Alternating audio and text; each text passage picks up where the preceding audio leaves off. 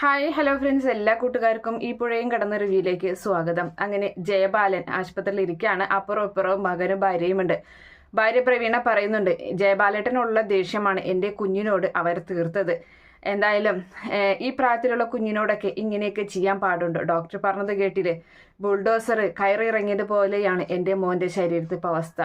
അപ്പോൾ വിശാലും നല്ല രീതിയിൽ അരിവിരി കയറ്റുകയാണ്. ഉടനെ തന്നെ ജയബാലൻ മുന്നേ നടന്ന കാര്യങ്ങളൊക്കെ ആലോചിക്കുന്നുണ്ട്. കാവേരി അമ്പലത്തിൽ വെച്ച് വെല്ലുവിളികൾ നടത്തിയതും, അതുപോലെ തന്നെ വിനീത് ഗംഗയുടെ കല്യാണം മുടക്കിയിട്ട് വിനീത് താലി കെട്ടാൻ വേണ്ടി ശാരദ താലി കെട്ടുന്നൊക്കെ പറഞ്ഞല്ലോ വിനീത്, ആ ഒരു കാര്യത്തിനെ കുറിച്ചൊക്കെ അപ്പോൾ നടത്തിയ വെല്ലുവിളികളെ കുറിച്ചൊക്കെ ആലോചിക്കുകയാണ്. ഉടനെ തന്നെ തൻ്റെ ഫോൺ എടുത്തിട്ട് പോലീസിനെ വിളിക്കുന്നുണ്ട്. ഒരു കാര്യമുണ്ടോ, ഒന്ന് കാണണമല്ലോ എന്നിങ്ങനെ പറയുകയും ചെയ്യുകയാണ്.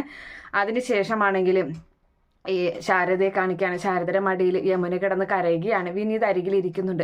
അപ്പോൾ എന്നാലും എന്തൊക്കെയാണ് ആ നാട്ടുകാർ പറഞ്ഞുണ്ടാക്കിയത്, എനിക്ക് സഹിക്കാൻ പറ്റുന്നില്ല. നമ്മുടെ മുന്നിൽ വെച്ചിട്ടാണ് അവർ, ഇത്ര ആൾക്കാരുള്ളപ്പോഴാണ് അവരതൊക്കെ പറഞ്ഞത്. അങ്ങനെയാണെങ്കിൽ യമുനയെ ഒറ്റയ്ക്ക് കിട്ടുമ്പോൾ അവരെന്തൊക്കെ പറയും അമ്മേ എന്നിങ്ങനെ ചോദിക്കുകയാണ്. അപ്പോൾ ആ സമയത്ത് രാധമ്മ പറയുന്നുണ്ട്, ശാരദ നീ അത് വിട്ടേക്ക്, നീ അത് ആ കാര്യമാക്കണ്ട. അവർ പറഞ്ഞപ്പോൾ എത്ര ദിവസം പറയും, 10 ദിവസം അല്ലെ, കൂടിപ്പോൾ 1 മാസം. അത് കഴിയുമ്പോൾ മറ്റൊരു കാരണം അവർക്ക് കിട്ടും. അപ്പോൾ അതാണ് പൊതുജനങ്ങളുടെ സാധാരണ അവരുടെ ഒരു അഭിപ്രായം എന്ന് പറയുന്നത് എന്നൊക്കെ ഇങ്ങനെ പറയാണ്. അപ്പോൾ വിനീത് പറയുന്നുണ്ട്, അല്ല ഭക്ഷണമൊക്കെ എങ്ങനെയാണെന്ന് ചോദിക്കുന്നുണ്ട്. അപ്പോൾ ആ സമയത്ത് ഇല്ല മോനെ എന്ന് പറയാണ്. ഭക്ഷണം വെച്ചിട്ടില്ലെന്നാണോ എന്താ അമ്മായി ഉദ്ദേശിച്ചതെന്ന് ചോദിക്കുമ്പോൾ ഇല്ല മോനെ വെച്ചിട്ടില്ല, ഇപ്പം വെക്കാമെന്ന് പറയുന്നുണ്ട്. വേണ്ട അമ്മായി വെക്കേണ്ട, ഞാൻ എന്തായാലും സലീമിക്കാനോട് വിളിച്ച് പറഞ്ഞിട്ട് ഭക്ഷണം എത്തിക്കാനുള്ള ഏർപ്പാട് ചെയ്യാം, നമുക്ക് അത്രയും നേരം ഒന്നിച്ചിരിക്കാമല്ലോ. അല്ല ഈ ഗംഗയും കാവേരിയും എവിടേക്കാണ് പോയത് എന്ന് ചോദിക്കുകയാണ് രാധമ്മ. അപ്പോൾ വിനീത് പറയുന്നുണ്ട്, അത് യമുനയുടെ കോളേജിലോട്ട് പോയതാണ്, അവിടെ ചെന്ന് കാര്യങ്ങൾ പറയണമെന്ന്. കുട്ടികളുടെ നാവല്ലേ, ഏതൊക്കെയാ പറയാന്നറിയില്ല, അപ്പോൾ കാര്യങ്ങൾ ബോധിപ്പിക്കാൻ വേണ്ടി അവർ പോയതാണ് എന്ന് പറയുകയും ചെയ്യുന്നുണ്ട്. അപ്പം നിളമോളാണെങ്കിൽ പുറത്തങ്ങനെ നടക്കുകയാണ്. അപ്പം പെട്ടെന്നാണ് പോലീസ് ജീപ്പ് വരുന്നത് കണ്ടത്. നിള പേടിച്ചിട്ട് അകത്തേക്ക് ഓടിച്ചെന്നിട്ട് അവരോട് വിവരം പറയുന്നുണ്ട്, പോലീസ് വരുന്നു. അപ്പോൾ ശാരദ പറയുന്നുണ്ട്, പോലീസോ എന്തിനാ, പറമ്പിൻ്റെ കാര്യത്തിന് വീടിൻ്റെ കാര്യത്തിനൊക്കെ ക്ലിയർ ആക്കിയതല്ലേ, പിന്നെന്താ കാര്യം എന്നിങ്ങനെ ചോദിക്കുകയാണ്, ബാങ്കുമായിട്ട് സംബന്ധിച്ച കാര്യങ്ങളൊക്കെ.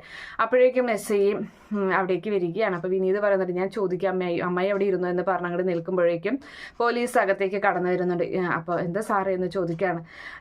അപ്പോൾ പറയുന്നത്, ഇതിൽ ആരാ വിനീത് എന്ന് ചോദിക്കുന്നുണ്ട്. അപ്പോൾ വിനീത് ആരാന്ന് ചോദിക്കുമ്പോൾ ഞാനാണെന്ന് വിനീത് പറയുകയും ചെയ്യണം. അത് ശരി, കാണുമ്പോൾ പഞ്ചപാവം പോലെ, കയ്യിലിരിപ്പ് വളരെ മോശമാണല്ലേ, നീ റൗഡിയാണോ എന്നൊക്കെ ഇങ്ങനെ ചോദിക്കുന്നുണ്ട്. അപ്പോൾ ആ സമയത്ത് എന്താ സാർ അങ്ങനെയൊക്കെ പറയുന്നത്, എന്താ പറയുന്നതെന്ന്, നീ ഞങ്ങളുടെ കൂടെ സ്റ്റേഷനിലോട്ട് വായോ എന്ന് പറഞ്ഞ് അവൻ്റെ ഷർട്ടിന് പിടിക്കുകയാണ്. അപ്പോൾ ആ സമയത്ത് സാറേ കാര്യം എന്താണെന്ന് പറ്റി പറയാം എന്നിങ്ങനെ ശാരദയും പറയുന്നുണ്ട്. ഇവിടെ ഉണ്ടായിരുന്നോ എന്നിങ്ങനെ ദേവി, എന്തായാലും കഴിഞ്ഞ പ്രാവശ്യത്തെ പോലെ മണ്ണെണ്ണ ജഗൊന്നും എടുക്കാൻ പോവല്ലേ കേട്ടോ എന്നിങ്ങനെ പറഞ്ഞ് കളിയാക്കുന്നുണ്ട് ശാരദയെ പോലീസ്. അപ്പോൾ ആ സമയത്ത് പറയുകയാണ്, നിനക്ക് എന്താണെന്ന് അറിയില്ലല്ലോ, ജയബാലൻ്റെ മകൻ വിശാലിനെ നീ തല്ലി ചതച്ചു എന്നാണല്ലോ കേട്ടത്, അത് ജയബാലൻ നേരിട്ട് തന്നെയാണ് ആ കംപ്ലൈൻറ്റ് ഞങ്ങൾക്ക് തന്നിട്ടുള്ളത് എന്ന് പറയുകയും ചെയ്യുമ്പോൾ അവർ ഞെട്ടിപ്പോവുകയാണ്. അപ്പോൾ ജയബാലൻ ചതിച്ചു എന്ന് ഇങ്ങനെ ചിന്തിക്കുകയും ചെയ്യുകയാണ്. അപ്പോൾ ആ സമയത്ത് വിനീത് പറയുന്നുണ്ട്, അതിനാണോ സാറേ എന്ന് ചോദിക്കുകയാണ്. അപ്പോൾ ശാരദ പറയാണ്, വിനീതിനെ കൊണ്ടുപോകേണ്ട ആവശ്യമില്ല, അതിനേക്കാളും വലിയ ഒരു തെറ്റ്, അവന് കിട്ടേണ്ടത് അടി തന്നെയായിരുന്നു അത് എന്ന് പറയുന്നുണ്ട്. അപ്പോൾ എന്താ കാര്യം എന്ന് പോലീസ് ചോദിക്കുമ്പോൾ അത് പിന്നെ ഈ നിൽക്കുന്ന യമുന എന്നിങ്ങനെ പറയുമ്പോൾ വിനീത് അമ്മായി എന്ന് പറഞ്ഞിട്ട് ഒച്ച ഉയർത്തുകയാണ്. എന്നിട്ട് വേണ്ട എന്നിങ്ങനെ തലകൊണ്ട് കാണിക്കുന്നുണ്ട്.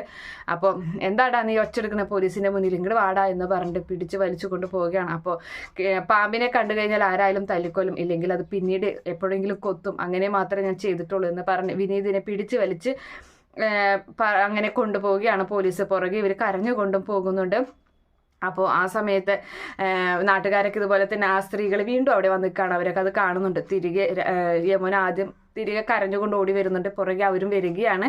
അപ്പോൾ വിനീത് പോകുന്നതിന് മുമ്പ് പറഞ്ഞിരുന്നു, എത്രയും വേഗം കാവേരിയെ വിവരം അറിയിക്കണം, നീവിനോട് പറയാൻ ആവശ്യപ്പെടണം എന്ന് പറയുകയും ചെയ്യുകയാണ്. അപ്പോൾ ശരി മോനെ എന്ന് പറയുന്നുണ്ട്. അങ്ങനെ വേഗം തന്നെ മോളെ ഫോൺ എടുക്കും, കാവേരിയെ വിളിച്ച് വിവരം പറയുന്ന നിളയോട് പറയുമ്പോൾ നിളത്തെ പെട്ടെന്ന് ഫോൺ എടുത്തിട്ട് കാവേരിയെ വിളിക്കുകയാണ്. എന്നിട്ട് കാര്യങ്ങളൊക്കെ പറയുന്നുണ്ട്. അപ്പോൾ ശാരദ അവിടെ ഇരുന്ന് പറയുകയാണ്, അത് കാവേരി മോൾ പറഞ്ഞതായിരുന്നു പോലീസിൽ കംപ്ലൈൻറ്റ് കൊടുക്കാനായിട്ട്, പക്ഷേ അത് വേണ്ടെന്ന് വെച്ചത് നമ്മൾ തന്നെയാണ്. അപ്പോൾ രാധമ്മ പറയേണ്ടത്, ആ ദുഷ്ടൻ ആ ജയബാലൻ ഇവിടെ വന്ന മുഴുവൻ അഭിനയമായിരുന്നില്ല, അവൻ ഒരിക്കലും ഗുണം പിടിക്കില്ല എന്നൊക്കെ ഇങ്ങനെ പറഞ്ഞ് പ്രാകുന്നുണ്ട്. എന്തായാലും അവന് ഇനിയിപ്പോൾ എന്താ വേണ്ടതെന്ന് വെച്ചാൽ ഉടനെ തന്നെ ആ ചെറുക്കനോട് വിവരം പറയാൻ കാവേരിയോട്, അവൻ എന്തെങ്കിലും ചെയ്യാൻ പറ്റും, അവനെ പോലീസിലൊക്കെ ഒരു പക്ഷെ പിടിപാടുണ്ടാകും, നീ വിചാരിക്കുന്ന പോലെ അവൻ അത്ര പൊട്ട കുട്ടിയൊന്നല്ലടാ അല്ലടി എന്നിങ്ങനെ രാധമ്മ ശാരദയോട് പറയുന്നുണ്ട്. അപ്പോൾ കാവേരിയുടെ ഫോണ് നീള അമ്മയുടെ കയ്യിൽ കൊടുക്കുകയാണ്. മോളെ, ആ പയ്യനുണ്ടല്ലോ വിനീതിൻ്റെ കൂട്ടുകാരൻ, അപ്പോൾ ആര് നിവിനോ എന്ന് ചോദിക്കുമ്പോൾ അത് അവനെ അറിയിക്കാൻ വിനീത് പറഞ്ഞിട്ടുണ്ട് എന്ന് പറയാണ്. നിവിൻ നാട്ടിലില്ലെന്നാണ് തോന്നുന്നത്, എന്തായാലും ഞാൻ അറിയിച്ചോളാം അമ്മേ എന്നും കൂടി പറയുകയാണ്. അപ്പോൾ അരികിൽ നിന്ന് ഗംഗ ഇങ്ങനെ ഇതൊക്കെ കേൾക്കുന്നുണ്ട്.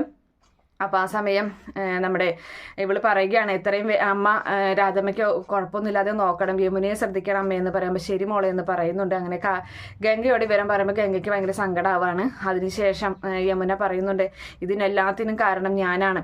അപ്പോൾ രാധമ്മ പറയാണ്, ആ കുട്ടി ഒരു തെറ്റും ചെയ്തിട്ടില്ല, ഈ വീടിൻ്റെ ഒരു അത്താണിയായിരുന്നു, അതിനെ കൊണ്ട് പോലീസ് കൊണ്ടുപോയി എന്നിങ്ങനെ പറയുമ്പോൾ യമുന അവിടെ നിന്ന് ചാടി എഴുന്നേറ്റിട്ട് പോവുകയാണ്. അപ്പോൾ എവിടേക്കാടി നീ പോകുന്നതെന്ന് ചോദിക്കുന്നുണ്ട് നമ്മുടെ ശാരദ. അപ്പം ഞാൻ പോലീസ് സ്റ്റേഷനിൽ പോവാണ്, നടന്ന കാര്യങ്ങളൊക്കെ ഞാൻ തുറന്ന് പറയാൻ പോവുകയാണെന്ന് പറയുമ്പോൾ നീ എന്താണ് തുറന്ന് പറയാൻ പോകുന്നത്? ആ വിശാലും കൂട്ടുകാരുമായിട്ട് നിന്നെ മാർത്താണ്ഡത്ത് കൊണ്ടുപോയെന്നോ, അതുപോലെ അവരുമായിട്ട് ഒരു രാത്രി നീ അവിടെ കഴിഞ്ഞു എന്ന്, ഇതാണോ നീ പറയാൻ പോകുന്നത്? അങ്ങനെ സ്വത്തും മുതലും ഇല്ലെന്നല്ലേ ഉള്ളൂ, പക്ഷേ അഭിമാനം എന്ന് പറയുന്നൊരു സാധനം ഇതുവരെ ഉണ്ട്, അത് നീയായിട്ട് ഇല്ലാതാക്കണ്ട. അങ്ങനെ നീ പോകുന്നെങ്കിൽ ഈ കുഞ്ഞിനടക്കം എല്ലാവർക്കും ഇവിടെ 3-4 സ്ത്രീകളുണ്ട്, അവർക്കൊക്കെ നീ വിഷം തന്നിട്ട് നീ പോയിക്കോ, അതാ നിനക്ക് നല്ലത്. ആ വിനീത് എന്തുകൊണ്ടാ ഒരു എതിർപ്പും പറയാതെ പോലീസിന്റെ കൂടെ കൊണ്ടുപോയത്? അങ്ങനെയാണെങ്കിൽ അവന് ഇത് പറയാവുന്നില്ലേ ഉള്ളൂ, അത് അങ്ങനെ നമ്മുടെ ഒരു അഭിമാനം കാത്തിട്ടാണ് അവനത് പോയിട്ടുള്ളത് എന്നൊക്കെ ഇങ്ങനെ പറയുന്നുണ്ട്. എന്തായാലും ഒരടി യമുനയ്ക്ക് നമ്മുടെ ശാരദ കൊടുക്കുകയും ചെയ്യാണ്. രാധമ്മ പറയുന്നുണ്ട്, മോള് വായും, മോള് അതിനെക്കുറിച്ചൊന്നും ആലോചിക്കേണ്ട എന്ന് പറഞ്ഞ് ടെൻഷൻ ആവണ്ട എന്ന് പറഞ്ഞ് കൊണ്ടുപോവുകയാണ് അകത്തേക്ക്. അതേ സമയത്ത് നമ്മുടെ ഗംഗയും കാവേരിയും പോലീസ് സ്റ്റേഷനിൽ എത്തുന്നുണ്ട്. അപ്പോൾ ഗംഗയാണെങ്കിൽ അവിടെ വിനീത് ഇരിക്കുന്ന കാണുമ്പോൾ വിനീതിൻ്റെ അരി വിനീതേട്ടാ എന്ന് പറഞ്ഞ് ചെല്ലുകയാണ്. അപ്പോൾ അവിടെ ഇരുന്നിരുന്ന കോൺസ്റ്റബിൾ ചീത്ത പറയുന്നത് എന്താ ഇവിടെ എന്ന് ചോദിക്കുകയാണ്. അപ്പോൾ ഹസ്ബൻഡാണെന്ന് നമ്മുടെ കാവേരി പറയുകയാണ്. അപ്പോൾ ആരായാലും പോലീസ് സ്റ്റേഷനിൽ ഇവിടെ ഒച്ചമ്പാടൊന്നും പാടില്ല, അപ്പോൾ 2 മിനിറ്റ് സാറേ എന്ന് പറയുമ്പോൾ എന്തെങ്കിലും വേഗാവ് ഇല്ലെങ്കിൽ എൻ്റെ പണി പോകുമെന്നും പറഞ്ഞ് അവിടെ നിന്ന് ആ സാറ് എഴുന്നേറ്റ് പോവുകയാണ്. അങ്ങനെ നമ്മുടെ കാവേരി ആണെങ്കിൽ SIയുടെ അരികിലേക്ക് ചെല്ലുകയാണ്. അപ്പോൾ SI ആണെങ്കിൽ ആരുടെയൊക്കെ ഫോൺ വിളിച്ചുകൊണ്ട് ഇങ്ങനെ നിൽക്കുകയാണ്. ഇല്ല സാറേ അങ്ങനെയൊന്നുമില്ല എന്നൊക്കെ ഇങ്ങനെ പറയുന്നുണ്ട്. അപ്പോൾ ഫോൺ കട്ട് ചെയ്തതിന് ശേഷം ഹെഡ്ക്വാർട്ടേഴ്സിൽ നിന്ന് ഇപ്പോൾ 4ാമത്തെ വിളിയാണ്, ഒരു പയ്യനെ തല്ലുകേസിൽ പിടിച്ചുകൊണ്ട് വന്നതിന് വേണ്ടിയിട്ട്. പിന്നെ ആ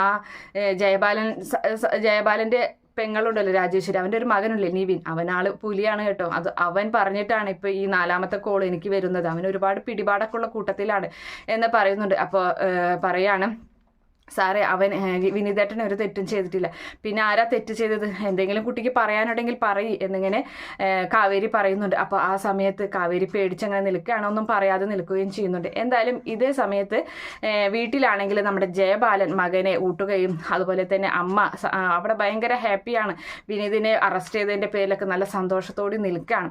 എന്തായാലും കാവേരി പണിയൊപ്പിക്കുന്നുണ്ട്, കാവേരി അവനെതിരെ കേസ് കൊടുക്കുകയാണ്.